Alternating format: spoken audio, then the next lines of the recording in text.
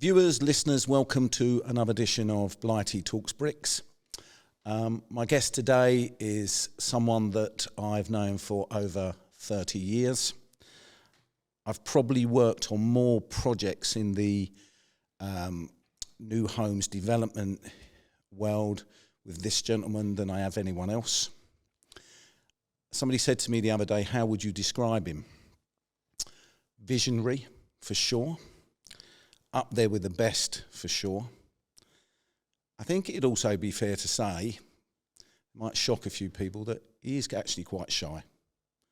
I think it'd also be fair to say that he's actually a quiet individual. And I know that from the many times we've actually spent together. That is, until you mention some words: construction, development, and property. And when you mention those words, you get a passionate man, a flamboyant man, an inspirational man. He is just unbelievably passionate, one of the most passionate people I've ever known in the industry. And so it gives me great pleasure to introduce my guest today, Mr. Bob Weston, the Chairman and Managing Director of the Weston Group. Bob, thank you for coming on Blighty Talks Bricks. How are you? I'm fine, thanks, Steve, for inviting me along. Yeah, we're fine. The world's a tough place, but we keep going. It is a very tough place, and we'll probably chat about those tough situations. But one of the questions I just wanted, how did you actually get into the industry? It's a long story. Well, we got some time. But there you go. During my late school days, I was always madly keen as a carpenter, woodwork. And so that's where I set out to go. But actually, when I came to Lee School, I ended up going into electronics, of all things. So I actually went to college, studied electronics, and actually worked at the University of Essex for a short time as a computer operator in the 70s. Did you really? Yeah. They were quite big things then, weren't they? They were huge things. They took up masses of room. But what your mobile phone does is probably 50 times more than this whole room full of machines used to do. And how did that go from the IT side of life into bricks and mortar side? After a few months of doing that type of work, I come to the conclusion I didn't like it. So I quit. And I went back to the construction industry, or where I probably should have been right from day one. So I started in the construction industry as a carpenter and very quickly moved to what they called a setting out engineer. And then how did you end up, because I know from history that you ended up at Fairview. Yep. How did you get into the Fairview world? It was a change of logo. That's what I call it, swap the logo. If you change employer from one to the other, nothing really changes other than the logo. But anyway, I worked for a business in Essex called TJ Evers. We were in the recession of the 70s at the time. Yeah. And I got made redundant from there, and I went to Fairview. And how many years was you at Fairview for? 11 years. 11. So I started at Braintree as a finishing foreman and finished at Fairview as a building manager running half a dozen sites. So if I take you back before you're at the end of your journey with Fairview, did you always know that you wanted to run your own business in whatever that was going to be? Did you know deep down that you were going to run your own business? I don't know if it was that. It's what you got to. You know, I got to my early 30s. They were proposing to make me the construction director. And if you like, at that time, that was your career-long ambition, to be a director of a business and to do that. And I thought, well, I'm going to be 31 years old and achieve that. What am I going to do for another 30 years? And there was, again, no point in swapping the logo. So I had a long thought. I had help with a friend who put some money up, and we decided we'd go and build some houses. And that was back in about 1987? 87, we started the business, yes. And I know, because I know you very well, you don't like work from home, but you actually work from home, Bob. I was the first person to work from home. For the first 6 years of the business, I had a snooker room that I built above my garage, and that became the office.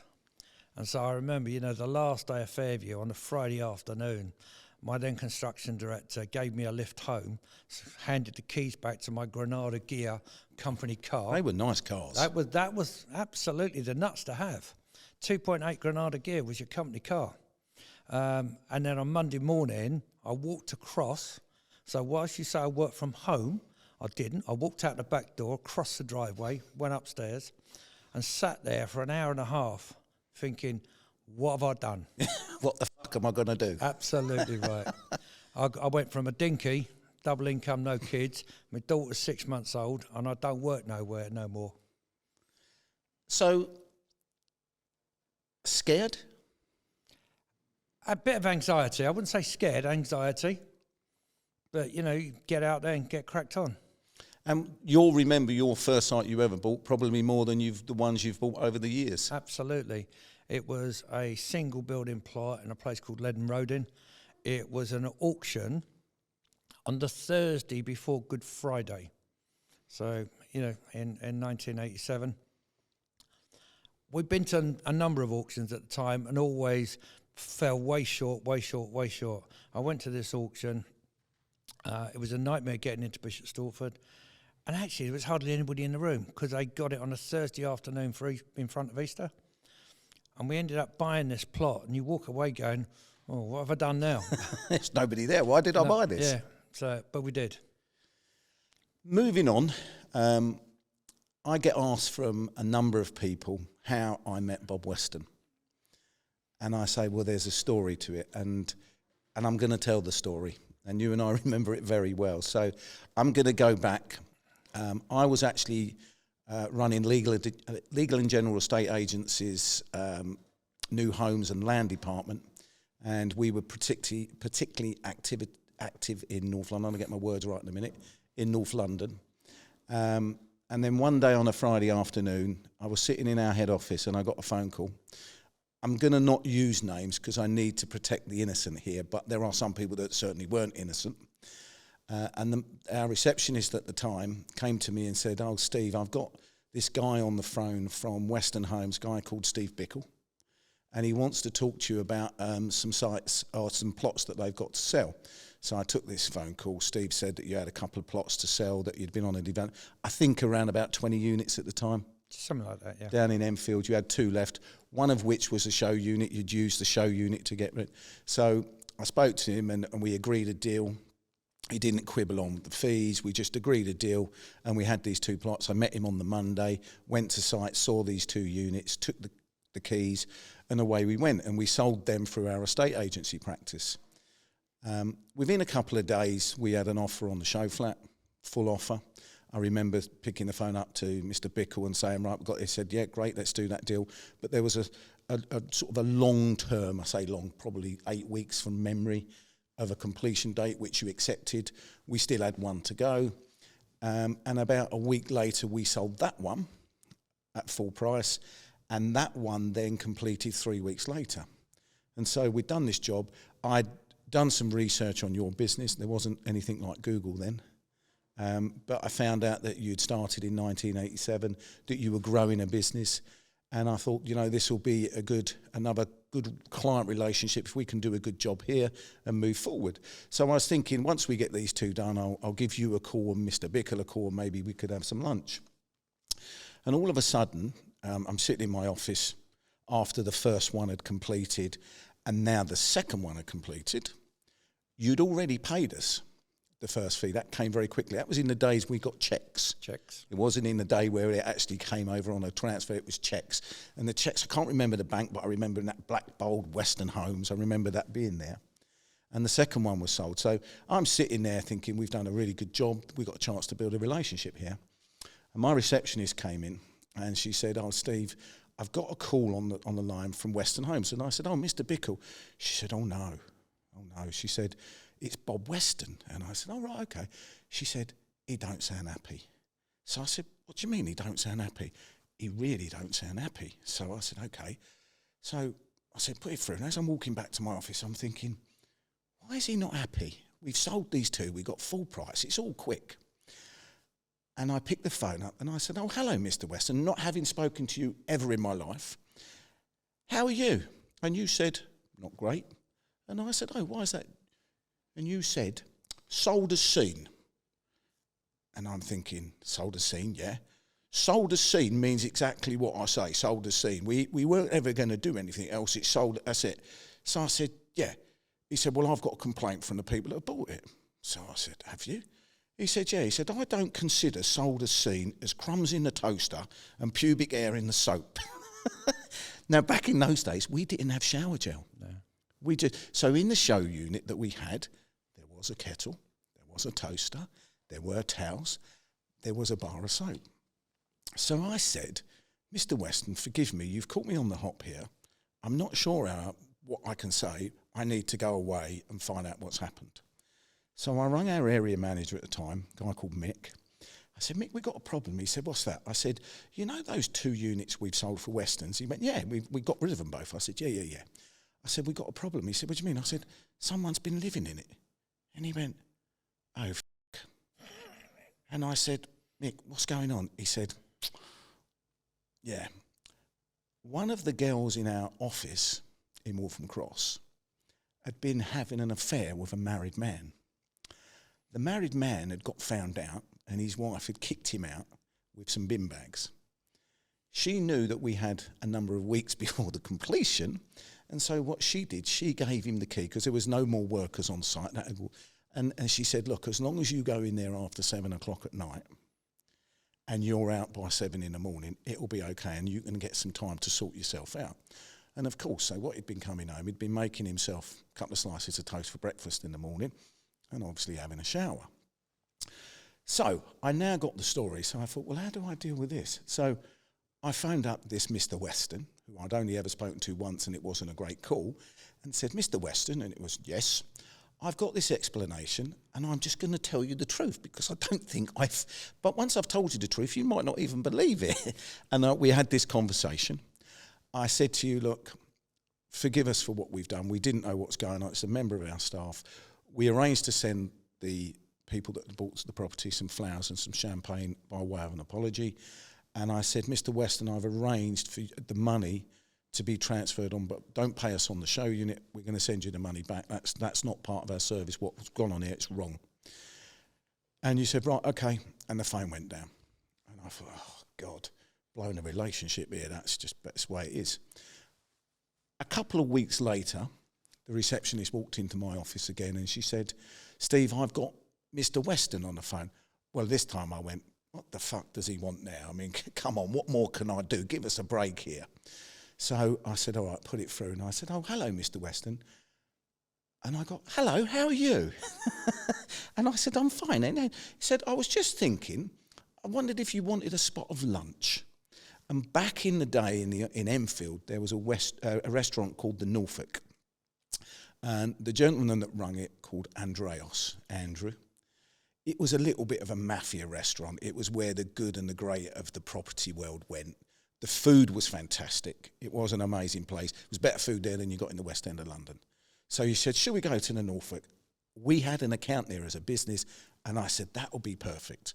So we made a date for the following week. I put the phone down, and I got my PA, got straight on the phone and said, book us a table. I'm going to ring Andreas myself. Andrew, I need this table. I've got this guy coming along. I told him your name. I said, I just want this table in the corner. Don't produce the bill. Make sure I get the bill. Just please, and really do your best for us because I'm trying to save something here. I want to move forward with this guy. And he said, yeah, okay, fine. So I walked to the restaurant on that Friday, and as I walked in, there used to be a fish tank in there. And I could see you sitting the other side of the fish tank. And I had to look up, and that was difficult to do back then because it wasn't quite what we can do now where you can go on Wikipedia and all these things. And I thought, right, okay, that's the guy. So I went over. We had an amazing lunch. We had lots of things in common. We had a proper laugh. Nice wine, no surprise there with the way you entertain and look after people. And it came to actually getting the bill. And I went to go to the loo, and you'd sneaked out and had a wee before me. And when I said, Andrew, bill. And he said, oh, no, Bob's done it. And I said, Bob?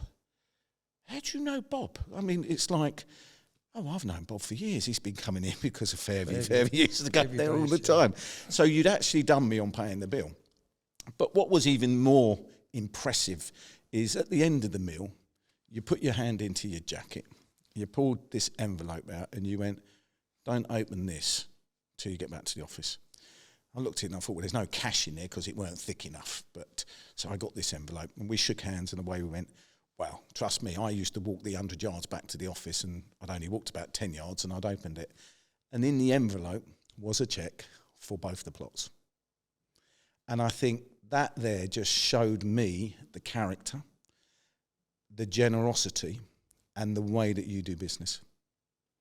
And your generosity literally is second to none. And I don't know who does the New Year's honours list, but let me tell you something. I have been to charity events with this man for over 30 years, all over the UK, and his donations to charity and what he does for charity is second to none. And if anyone deserves an honour, a New Year's honour, then I don't know who's in charge of that committee, maybe King Charles, but maybe there's someone there that looks after it. This man needs to be on the radar for sure. But that started our relationship. Yeah, it certainly did, Steve. And then the other thing that I said when I started, I mentioned the word visionary. And it brings me back to another situation. The first time I ever went on a site visit, we bought a Victorian hospital, and you and I went on a site visit. And this Victorian hospital was something that the NHS had used for a number of years. It was empty. It was in a little bit of disrepair, not too bad.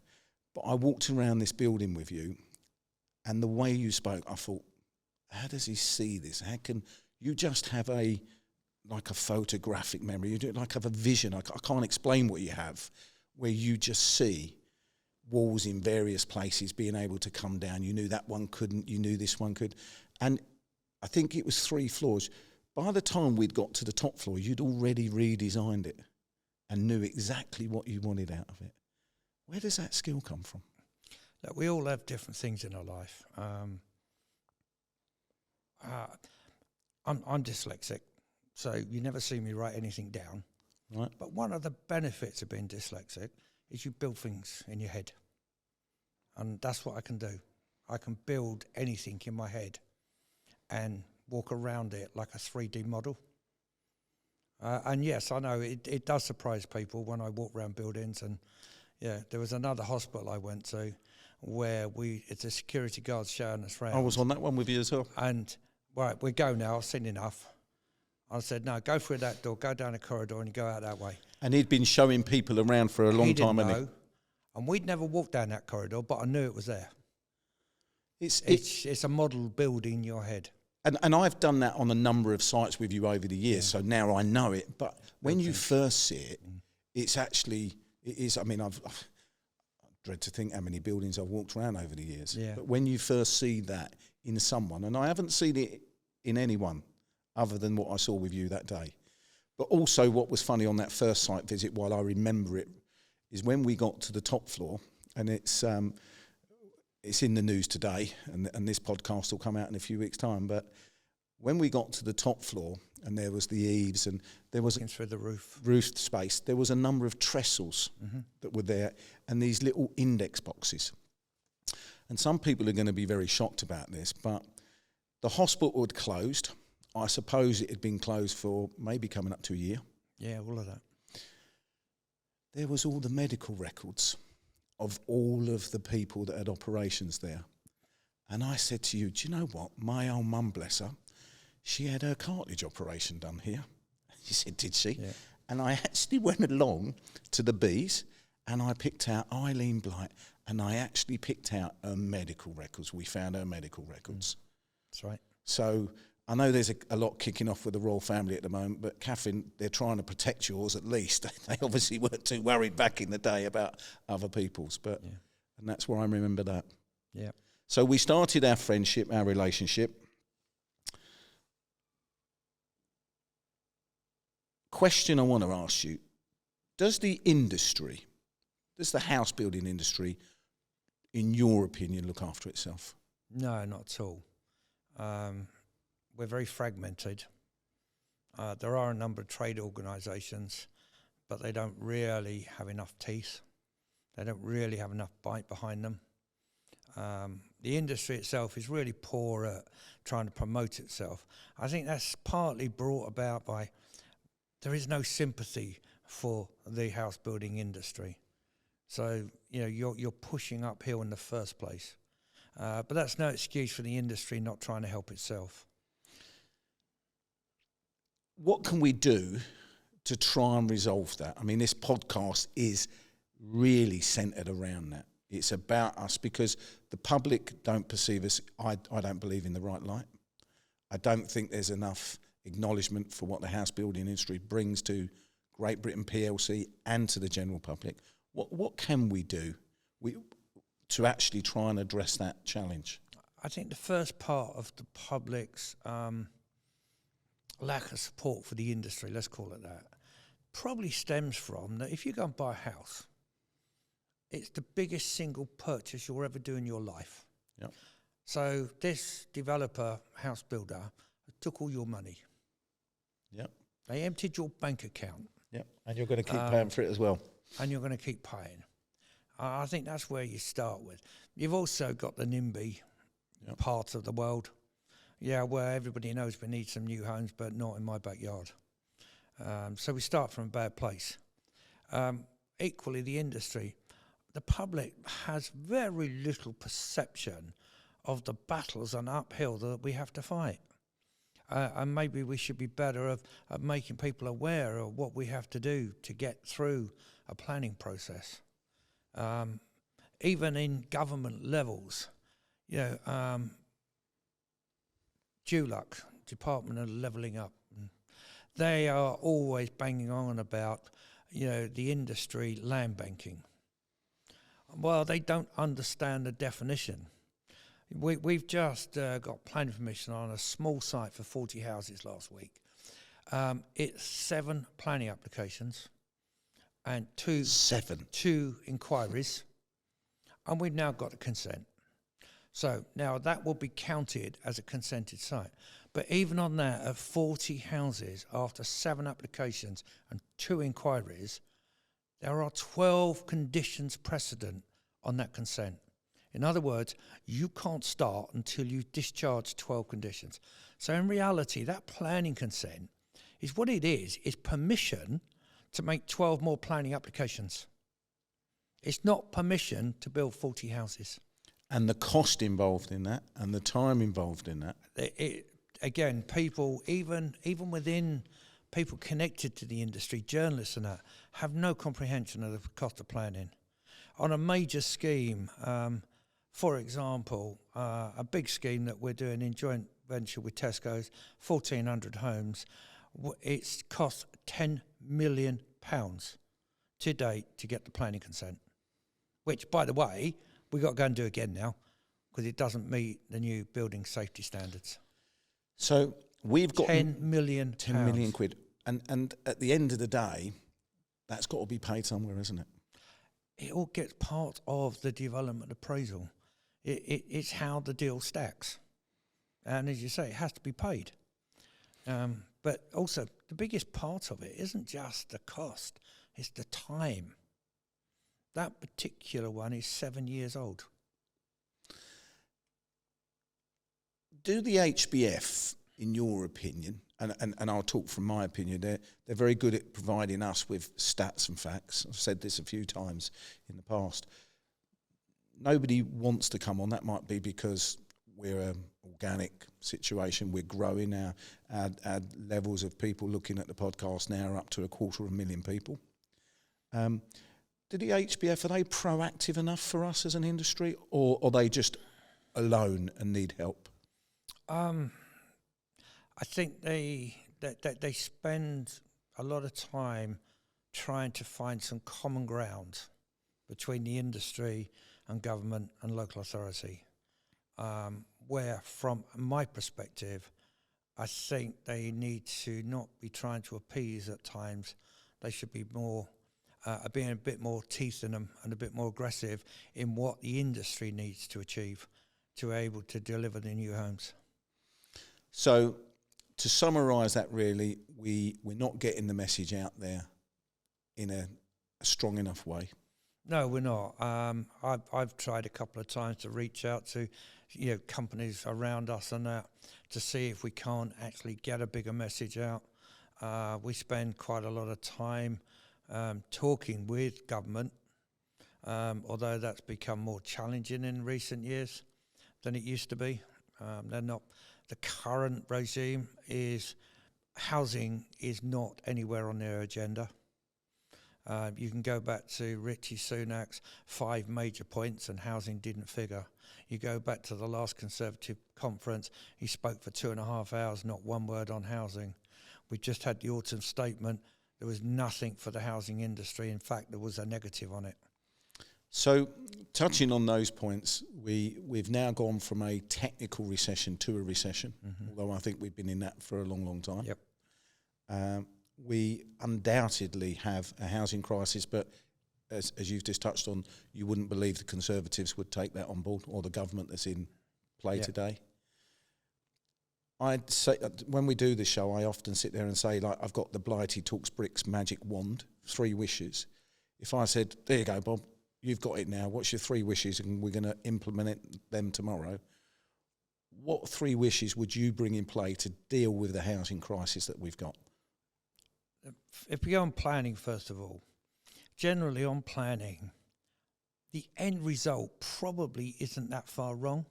Generally speaking, we build probably the right things in probably the right places. But why does it have to cost so much? But more importantly, take so long. So we could still end up with the right result, but we need to deregulate the planning. It's gone way too far in too much regulation, too much control. Just let us go and do what we do best. So, deregulation of the planning. I don't mean a free-for-all. I don't mean everybody can go and do anything like that. But, do we really need planning officers coming out on site looking at a colour of a brick and various other things? They talk about resources. If I was the director of planning at a local authority, the first thing I would be looking at when running that business would be, okay, I'm short of resources. So the number one priority for me would be, what use are my resources being put to? Am I getting the best from the resources I have got? Do they really need to be doing that? How do we do it? Sending somebody out on site to come and have a look to see what the brick face looks like. Yeah. That's crept in over the last 10 years, and it's just getting more and more and more. Just look at, do you really need to be involved in this? Wish number 1 done. Yeah. Wish number 2?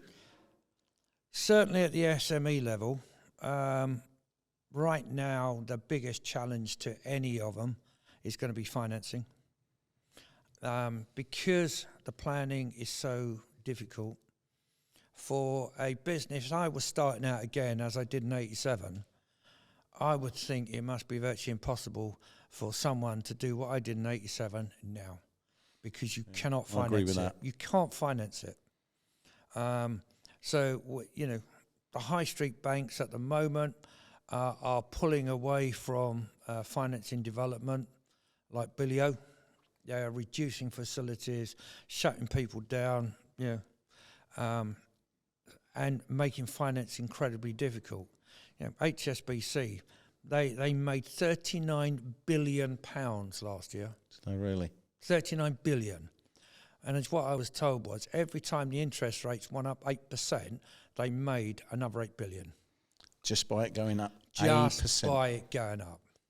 And there's another misconception that people believe, the public believes, that when they put base rates up, it's the government gets the money. No, it's not. It's the banks creaming it. Their spread between what they lend at and what they save at just gets wider and wider. So right now, they're making so much money off the spread. Why do they need to be involved in any anything? risk? Yeah, don't take any risk. Yep. Don't need it. But that's not going to help the industry. It's not going to help us get back to the 250,000 homes a year we did get to. Yeah. Let alone the 300 or the 350 or whatever number else you want. Yeah. But we could see this number fall in 3 years ago. 3 years ago, I said the industry is going to fall by 40%. I think it's probably a bit more than that now. And I think I might have been wrong. Yeah. No, It's nearer 50%. I remember being at a function where you mentioned that, and I remember thinking, really? But actually, as you say, you was probably a bit on the light side now. Yeah, it's a bit on the light side maybe. Yeah. And that wasn't about the short-termisms. It wasn't about Liz Truss. That was a minor hiccup along the way. You could see through planning delays, through this, costs rising, build costs going through the roof, this, that. The end result was output's going to fall. And your final wish, and you've hit on two things there that are obviously majorly important. What would be the third one? Do you know what? I think I'll pass on the third one. Just give me the first two. Get the first two done with. Just get the first two and we can move on.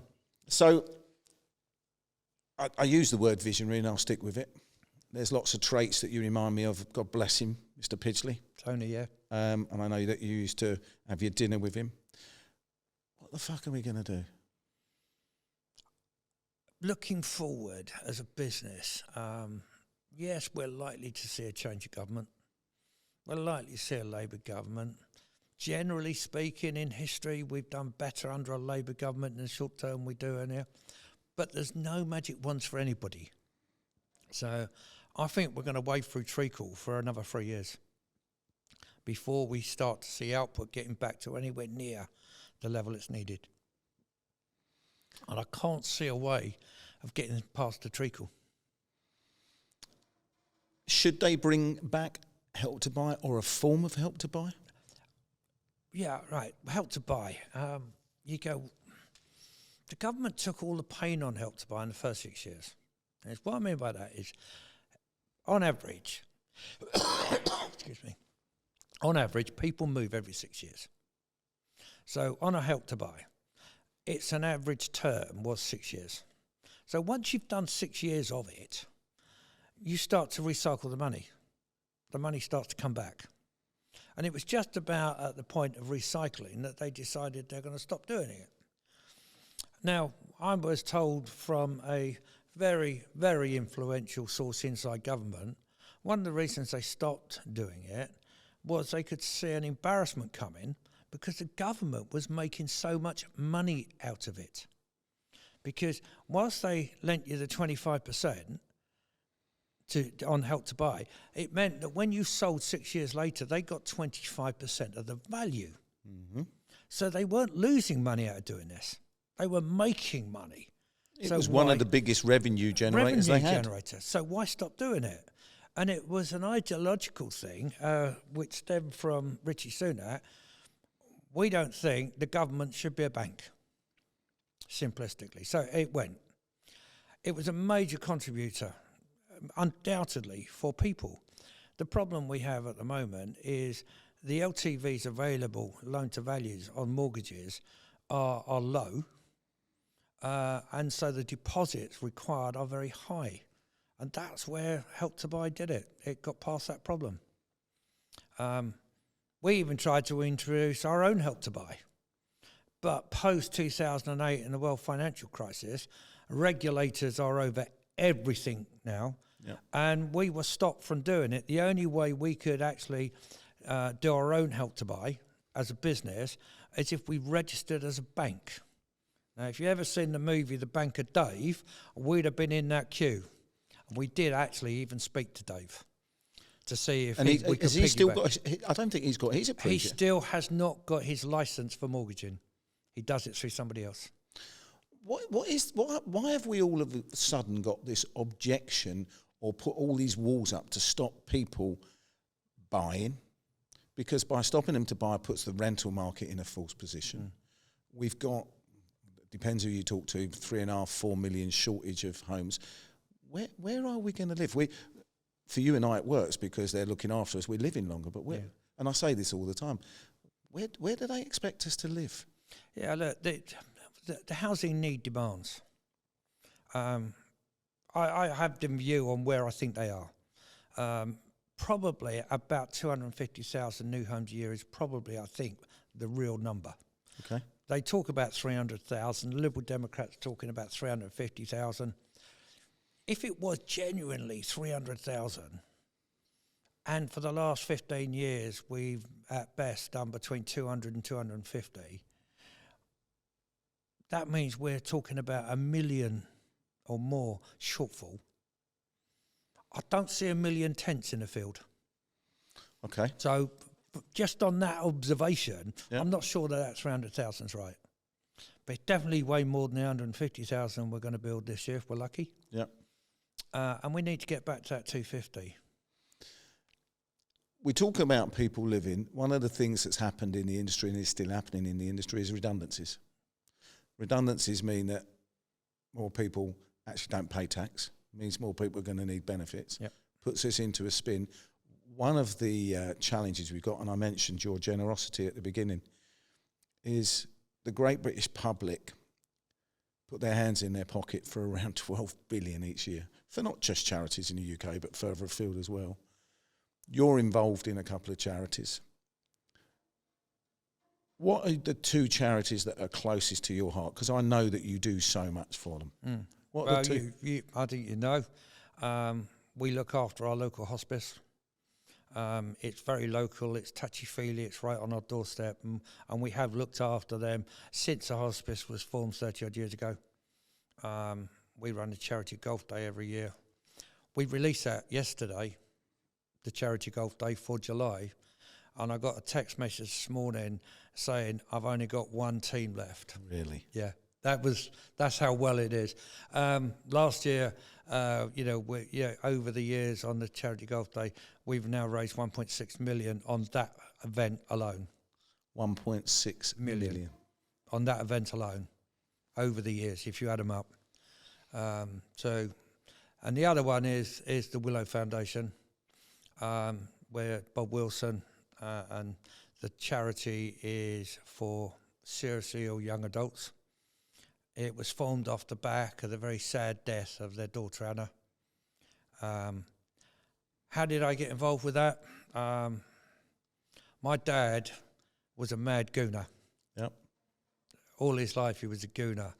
And in his latter years, I was invited to go and play golf in the very first charity golf day for the Willow Foundation, the inaugural event at Brockett Hall, but I couldn't go. So I said to my dad, why don't you go and play with Bob Wilson? He's hero. So that started it, and actually it's formed a great friendship with Bob. And a lot of those Arsenal boys, and you've had Lee Dixon on, I'm playing golf tomorrow with David Seaman, and it forms that relationship. But the charity is one that's very, very much prominent and very much we support. I've been lucky enough to play lots of golf with you all over Europe, let alone in the UK, but you've mentioned two there. You give to a lot more. But the industry gives a lot to charity. Yeah, it does. And I worry. I get your point about not seeing sort of 3 million tents scattered across the green pastures, but I just don't get the objections that we've got against actually people buying property, having the opportunity to rent property. And I also don't get what it can do with charities. And I've seen you make many, many donations and bought lots of things at auctions that I'm sure the next day you think, where am I going to put that? But I'm going to finish where I started in sitting there and saying that your generosity came through when I first met you. This show is been an absolute pleasure to have and to host, because the quality of the human beings that I've had on here are seriously first class. You are one of those people. You're an amazing individual. You're an amazing human being. You just keep giving. I don't know how you keep doing it. You just keep giving. I'm really proud you came on. I know we've got some projects we're working on together, but I wish the Weston Group the best going forward. I'd like to thank you for your time. It's been an absolute pleasure to see you and making the time. I know you're super busy. Thanks for coming on. That's a pleasure, Steve, and thanks for inviting me along. No, and I'm sure we might even nip off for a quick pint. But cleansing ale. Absolutely, a cleansing ale. Well, Rupert was on the other week, so a cleansing ale. But I could sit, and I have done many a time, and talk to this guy all day long. I think you'll notice that the passion in him just the tone goes up. You can see his eyes light up. He's just a great, passionate person for the industry. It's people like Bob we need. It's companies like Weston's we need to help get Great Britain PLC back on its the strength and what it's about. Let's be proactive. Thank you for your time. Thank you for being part of this. Stay safe. Take care. See you next time. Thanks very much.